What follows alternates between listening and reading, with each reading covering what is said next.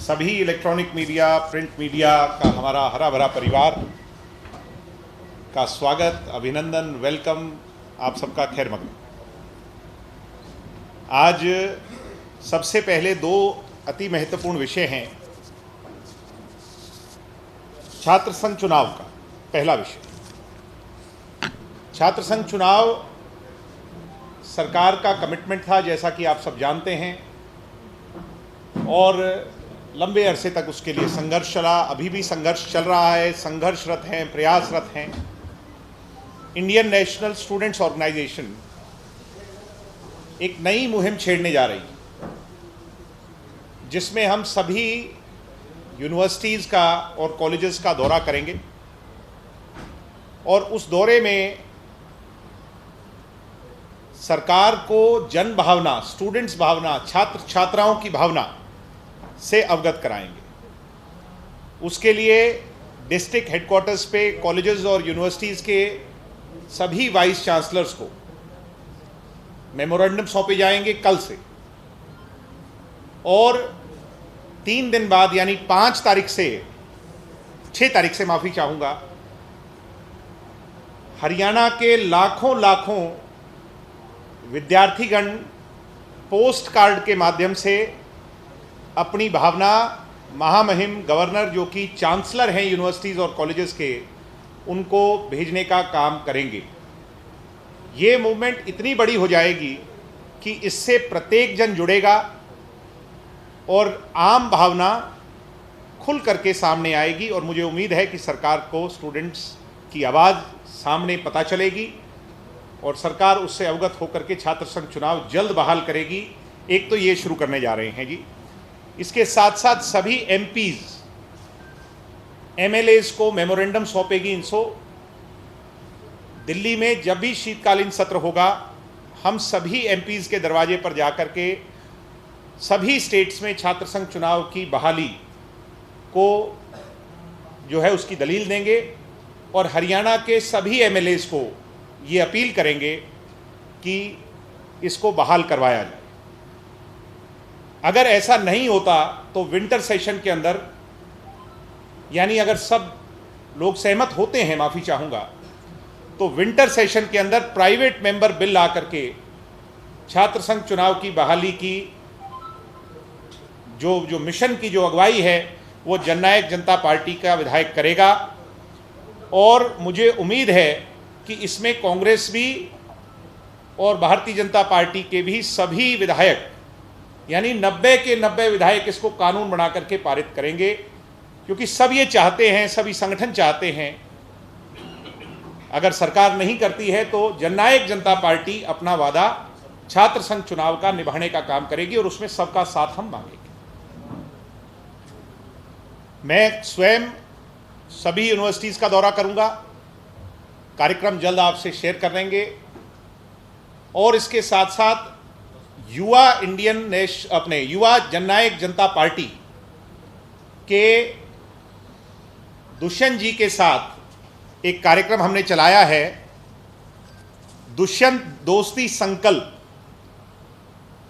जिसका प्रदेश भर का भ्रमण हम करेंगे, और बड़े बड़े युवा जेजेपी के आयोजन इस माह के अंदर होंगे। इस माह 4 जगहों पर होंगे, और दिसंबर तक पूरे हरियाणा के अंदर युवा इकाई जो हमारी है वो युवाओं को पार्टी के साथ जैसे निरंतर जोड़ा भी है रविंद्र सांगवान की अगुवाई में, और इस मुहिम को और ज़्यादा तेजी देने का काम पार्टी के तमाम कार्यकर्ता मिलजुल करके करेंगे।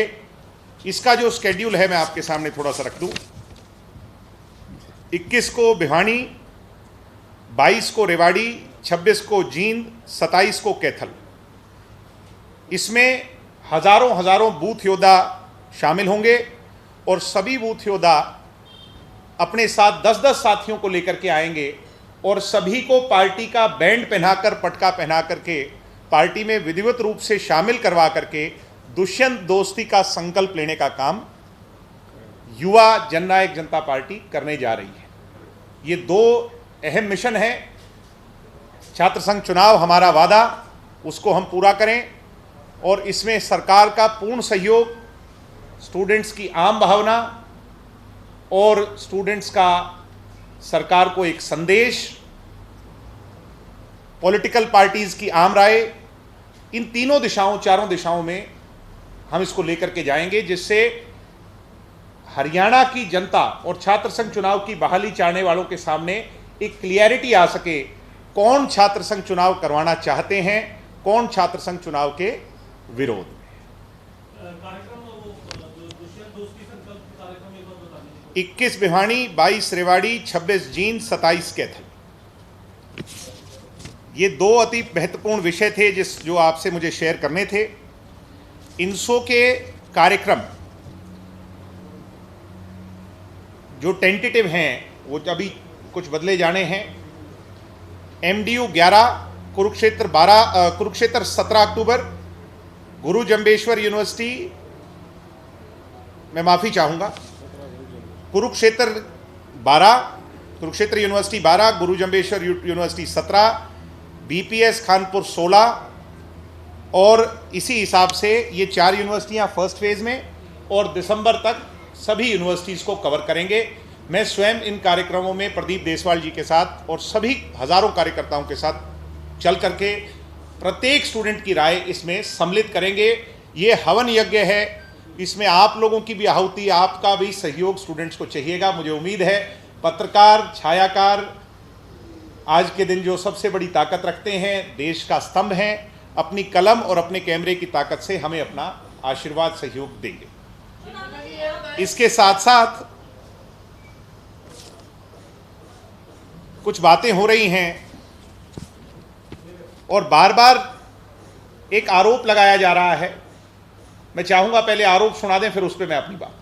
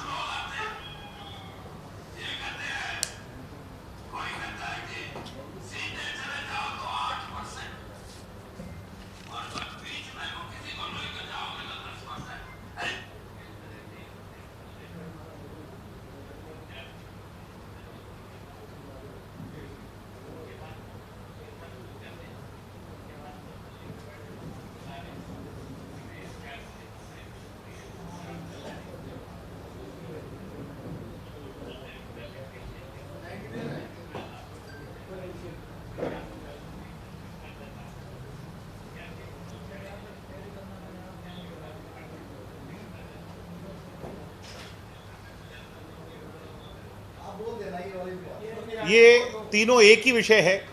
आप सब लोगों के सामने बहुत बार, यहाँ तक कि विभिन्न पॉलिटिकल पार्टीज के विभिन्न नेताओं ने अलग अलग मंचों पर इसको बंद कर दिया,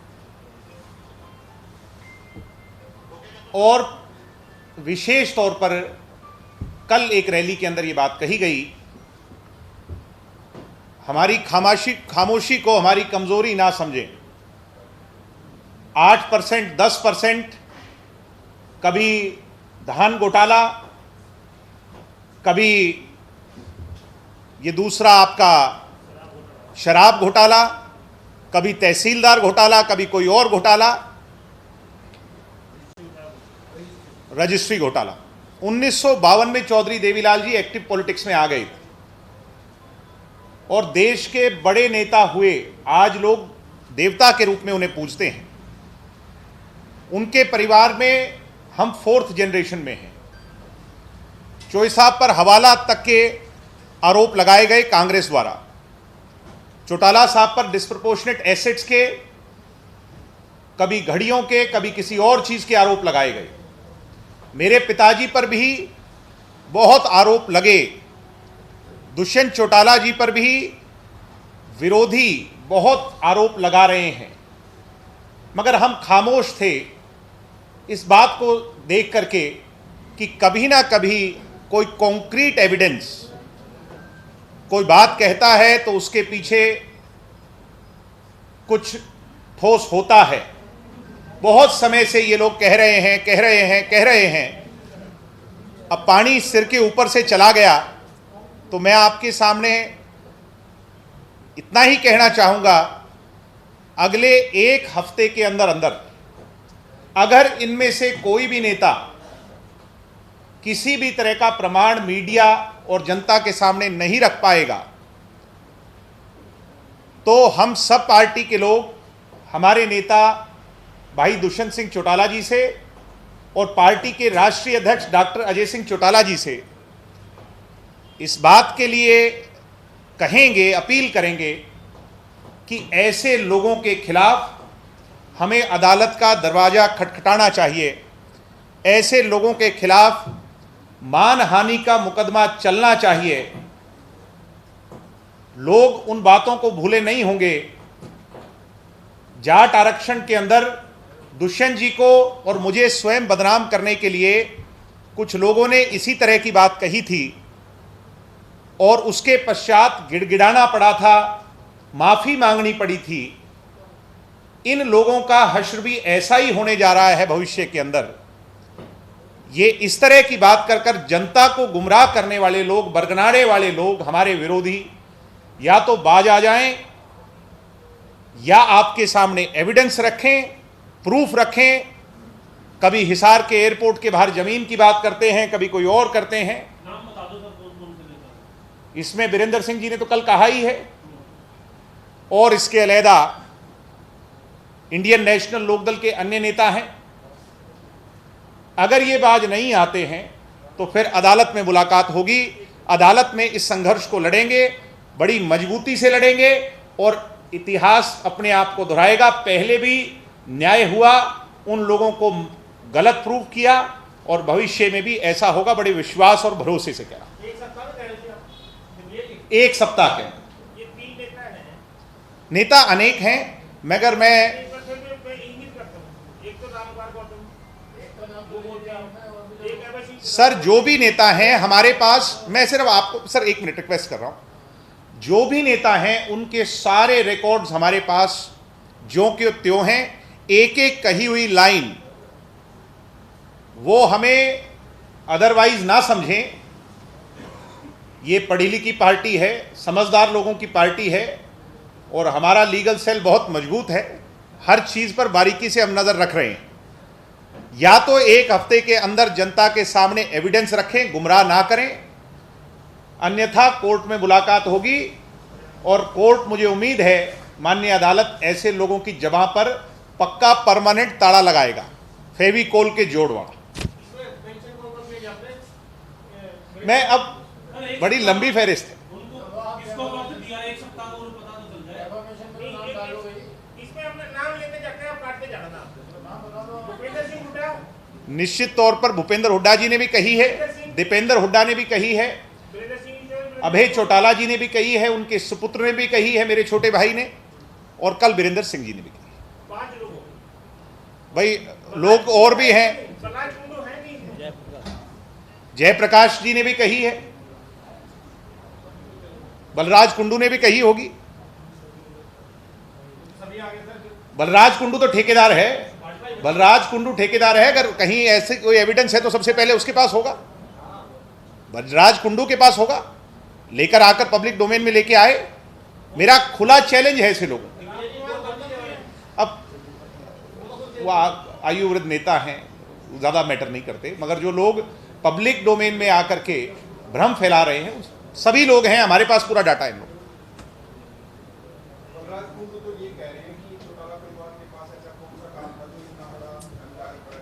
तो चौधरी देवीलाल जी के परिवार के बारे में शायद उनको ज़्यादा ज्ञान नहीं, अभी नए हैं, कुछ समय में सीख जाएंगे।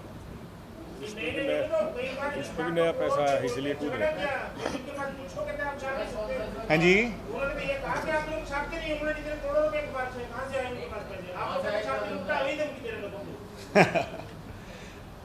तो मैं ये मानता हूं कि परमात्मा उन्हें सद्बुद्धि दे।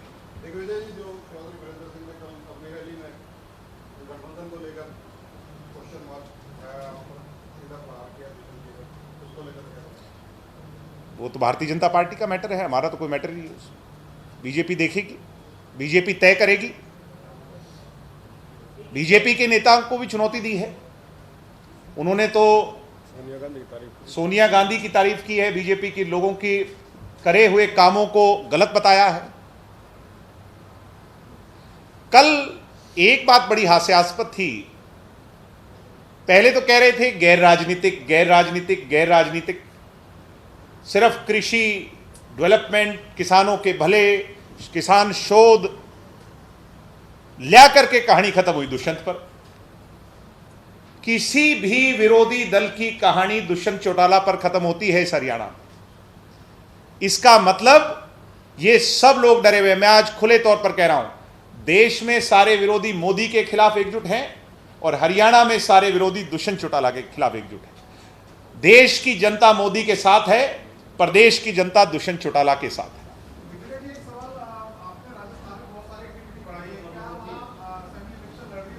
निश्चित तौर पर लड़ रही।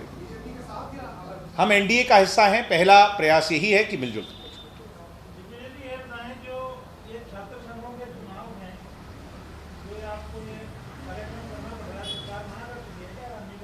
अब ये तो सरकार के लोग बेहतर जवाब दे पाएंगे। मैंने तो मैंने कई बार कॉरेस्पॉन्डेंस करने का प्रयास किया। हमारे लोगों ने मेमोरेंडम दिए, अभी तक हमें कोई जवाब नहीं मिला है। तो मैं तो एक क्लियरिटी ला रहा हूं कि स्टूडेंट क्या चाहते हैं। लाखों लाखों विद्यार्थी, अगर सरकार चुनाव करवाएगी उसका बेनिफिट भी सरकार में बैठे लोगों को ही मिलेगा।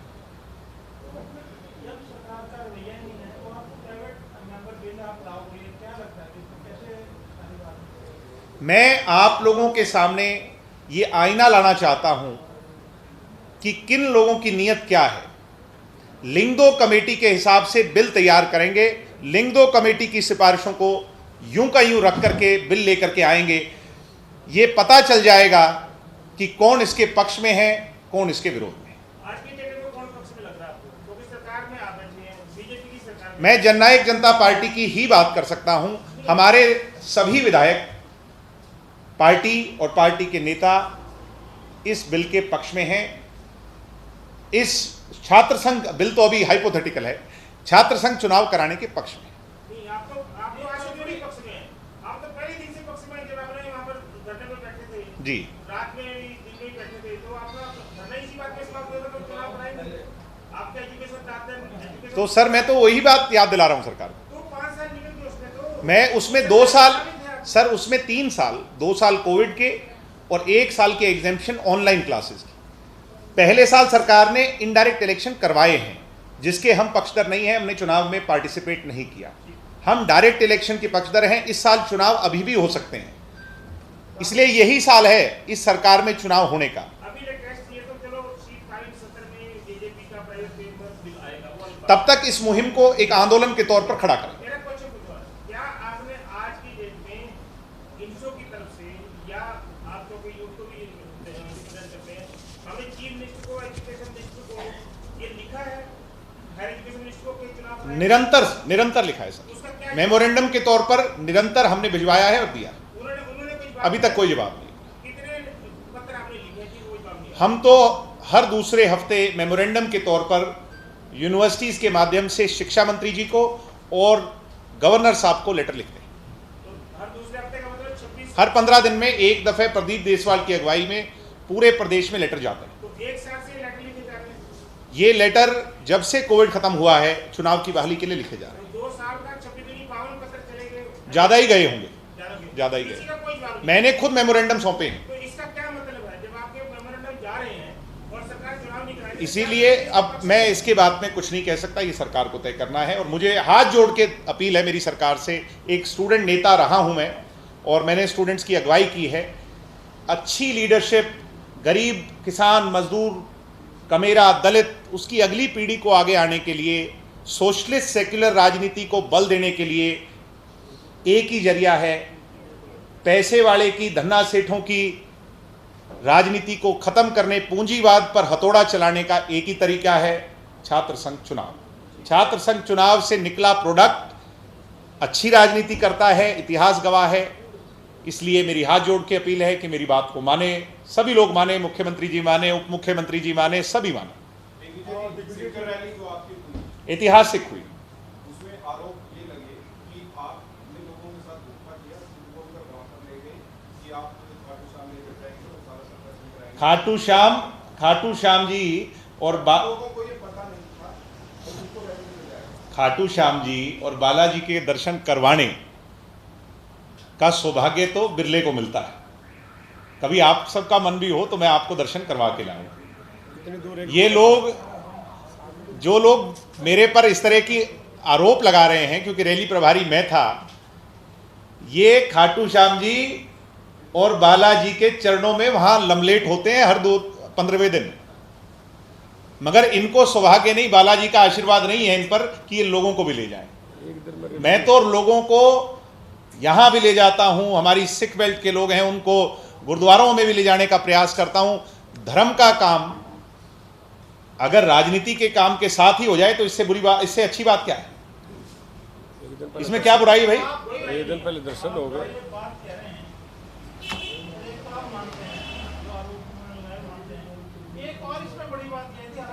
ये सोचने का नजरिया है कि अगर मैंने किसी मेरी माता बहन से कहा कि चोई साहब की रैली है, जिनको हम देवता की तरह पूजते थे, सीकर जाएंगे ही, 30 किलोमीटर दूर सालासर जी है, सालासर जी भी जाएंगे और सीकर भी आ जाइए, तो इसमें क्या बुरा है जी?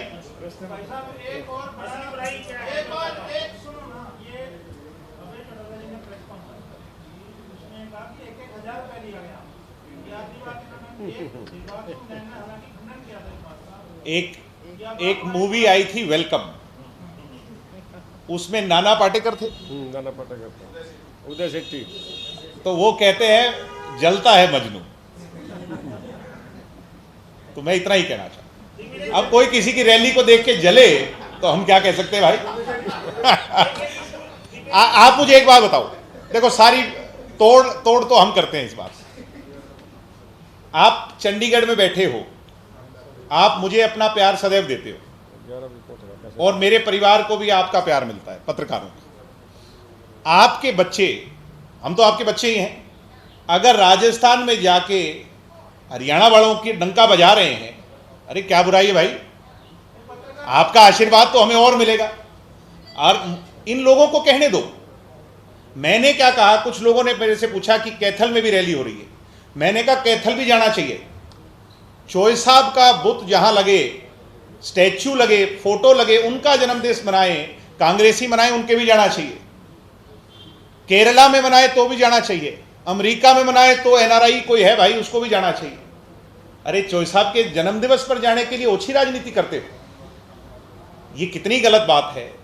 और सीकर में लाखों लोग एकजुट हुए, चोई साहब की आत्मा तो बालाजी के दर्शन हो गए।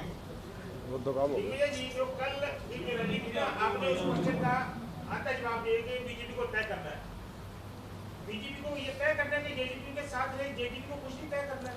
जननायक जनता पार्टी अपने असूलों सिद्धांतों के प्रति प्रतिबद्ध है।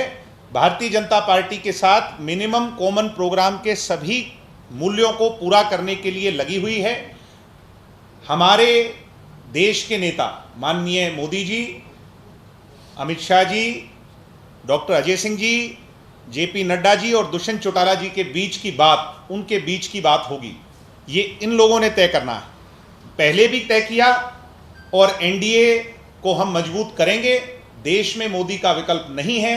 देश में मोदी जी को अगली बार, तीसरी बार प्रधानमंत्री बनाना ही देश को मजबूत करना होगा। और हरियाणा प्रदेश का मुख्यमंत्री दुष्यंत चौटाला को हरियाणा के लाखों करोड़ों लोग देखना चाहते हैं। उसके लिए हम अपने कदम मजबूती से और बड़ी सटीकता से आगे बढ़ा रहे हैं।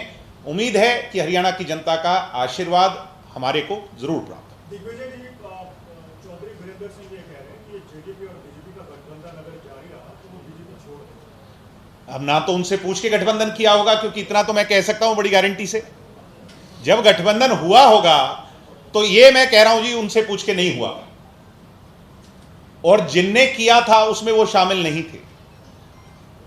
रहेगा कैसे रहेगा, कल को क्या होगा, ये फैसला भी मेरे हिसाब से तो उनसे पूछ के नहीं होगा। मेरा सवाल ये नहीं था, मेरा सवाल था क्या जेजेपी बीजेपी के साथ ही रहना चाहती है, एनडीए में ही रहना चाहती है? मेरा पॉइंट ये है, वो फैसला वो करेंगे, आपको रखना नहीं रखना। हम अपने पहले काम पूरे करना चाहते हैं जो 1 साल बचा है उसमें, और उन कामों के आधार पर पार्टी को आगे बढ़ाना चाहते हैं।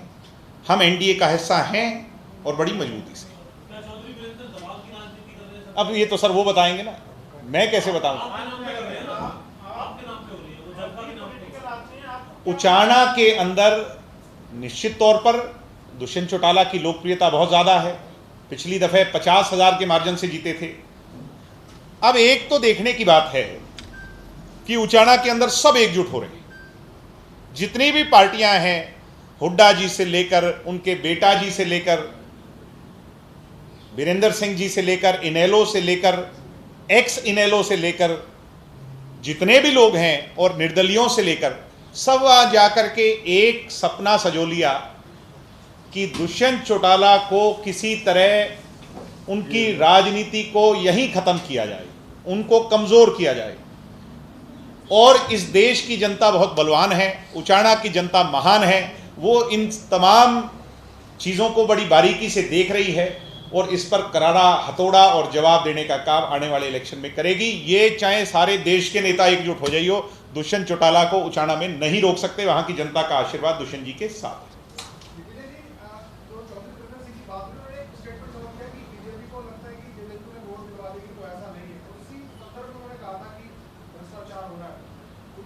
हम 50,000 से इलेक्शन जीते हुए हैं भाई उस सीट पर। तब आप बीजेपी के साथ नहीं ये कैसा क्वेश्चन है? ये तो बड़ा अजीब सी बात है। थे, तब आप बीजेपी के साथ भी नहीं थे। हम अपने दम पर जीते हैं, अपने दम पर 17-18% वोट स्कोर किया है हमने, और पार्टी पहले से मजबूत हुई है। हमें किसी का सर्टिफिकेट नहीं चाहिए, और सभी विरोध में तो कहते ही हैं इस तरह की बातें। सर आप इस सरकार में 50% के हिस्सेदार हो। आधा जो सरकार है वो आप चला रहे हो। आप इलेक्शन आगे तो आप लोग कह रहे हैं कि छात्र संघ की राजनीति की बात करने लगे। वो सरकार पे आरोप लगा रहे हैं कि 10% कमीशन खाते हैं, तो आप डेफामेशन क्यों करोगे? है जी, आप जो हमारे पे आरोप लगा रहे हैं ना जी। नहीं, वो आप पे आरोप नहीं लगा रहे, वो सरकार पे आरोप। ये चला देता हूं जी, मेरे पे आरोप, हमारे पे लगा रहे हैं। नहीं, आप सरकार आपकी बातें सुन रही, छात्र संघ के अरे आप बात को अदरवाइज, वो जेजेपी पे आरोप लगा रहे हैं, दुष्यंत चौटाला पे लगा रहे हैं, सरकार पे नहीं लगा रहे हैं।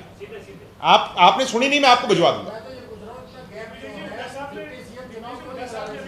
ने कहा है कि बीजेपी सीजेपी का जो गठबंधन है, हालांकि वो पहले भी कई बार कह चुके हैं कि ये कोई नीतियों का गठबंधन नहीं है, दोनों के स्वार्थ पर टिका हुआ गठबंधन है। अभी कुछ दिन पहले उन्होंने दिल्ली में एक बार फिर दोहराया है कि ये स्वार्थ का गठबंधन है, अपने हित साथ में सत्ता में रहकर जो वायदे लोगों से किए थे उन पे कोई काम नहीं। क्या आप उम्मीद करते हैं कि भूपेंद्र हुड्डा दुष्यंत जी की तारीफ करेंगे? इस बात में कोई दम ही नहीं है। हमने 75% कहा था, अब अदालत में पेंडिंग है, उसमें मैं क्या कर सकता हूं या पार्टी क्या कर सकती है? हमने लागू किया, महिला को आरक्षण कहा था, लागू किया, हर वो काम तो किया। स्वार्थ का किस बात का है जी? हमने 5100 पेंशन कही थी और हम इस बात को कह रहे हैं कि उसके लिए प्रतिबद्ध हैं। अगर हमारे 46 विधायक होते, भूपेंद्र हुड्डा जी के 2 दफे रहे, क्या वो बढ़ा पाए? उनसे ज्यादा हम पेंशन को बढ़ा चुके हैं। सर मुझे उम्मीद है कि अभी भी पेंशन बढ़ेगी। सर आप ये बताइए, सरकार में होते हुए विज्ञापन देने की जरूरत क्यों पड़ रही है आपको सरकार में? स्टूडेंट्स की ये मांग है कि शायद सरकार को जन भावना से अवगत कराना चाहिए, स्टूडेंट्स भावना से अवगत कराना चाहिए, और उसके लिए सरकार को ये कोई सरकार का विरोध नहीं है, ये सरकार को अवगत कराने का कार्यक्रम है, पोस्ट कार्ड भेज करके कि हम चाहते हैं छात्र संघ चुनाव हो।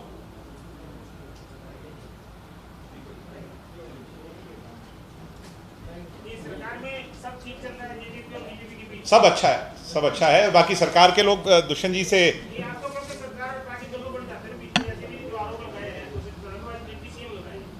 अब सरकार के नाते ही ये काम दे रहे हैं। मुझे उम्मीद है कि मुझे जहां तक मेरी जानकारी है सब अच्छा है और सब अच्छा रहेगा। आपका कॉमन मिनिमम प्रोग्राम की कितनी बार मीटिंग हुई? जो पार्टी से कमेटी गठित होने के ताने वाले जो प्रभारी थे बीजेपी ऊपर आगे गए थे, कितनी बार मीटिंग हुई? नहीं, मीटिंग तो इसके बारे में एक बार भी नहीं हुई। एक दफे भी नहीं हुई, होनी चाहिए, और मैं चाहता हूं कि अभी भी हो, मगर काम हुआ है। जिन मुद्दों को लेकर के कॉमन मिनिमम प्रोग्राम पर मीटिंग होनी थी, उन पर काम जरूर हुआ है।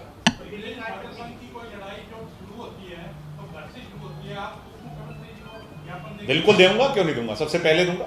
मुझे उम्मीद है कि वो सबसे पहले ये कहेंगे कि मैं एज ए विधायक और उप मुख्यमंत्री छात्र संघ चुनाव कराने का पक्षधर हूं।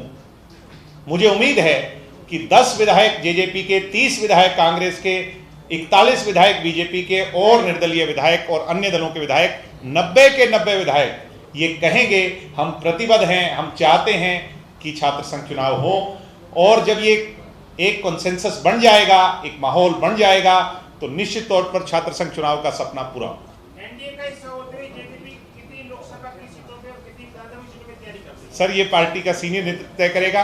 नहीं, तैयारी कर रही है। पार्टी 10 की 10 सीटों पर बड़ी मजबूती से तैयारी कर रही है। 10 की 10 और 90 की 90 विधानसभाओं पर हमारा काम चल रहा है। गठबंधन और ये भविष्य की बातें हैं, हम अपनी तैयारी पर लगे। खाना ही बोल दो। मैं आप सभी को हरियाणा निवास में भोजन का आमंत्रण देता हूं, आपको इनविटेशन देता हूं कि आप भोजन में शामिल हों। आप सभी का दिल की गहराइयों से धन्यवाद, सबका धन्यवाद। जय हिंद, जय जय। पाकिस्तान